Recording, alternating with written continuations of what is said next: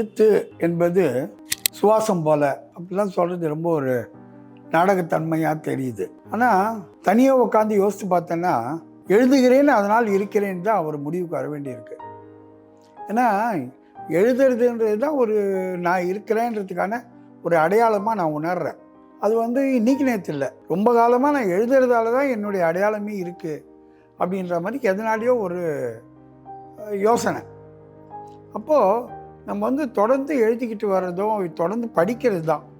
ஏன்னா இன்றைக்கும் கூட நான் எழுத்தாளர்னு என்னை சொல்லிக்கிறத விட நான் ஒரு வாசகன்னு தான் சொல்லிப்பேன். ஏன்னா நான் அடிக்கடி சொல்கிறது வழக்கம், நான் ஒரு வாசகன் தான். சிறந்து எனக்கு நான் விரும்பி படிக்கக்கூடிய புஸ்தகம் எனக்கு கிடைக்கலன்னு சொன்னால் அதை நான் எழுதிடுறேன். அப்படி தான் நான் நீ எழுத்தாளனா நீ வாசகனான்னு கேட்டால் நான் ஒரு நிமிஷம் திணறுவேன். ஏன்னா நான் எழுத்தாளனை விட வாசகத்தில் வாசிப்பதில் கிடைக்கிற சந்தோஷம் அதிகமாக இருக்குது.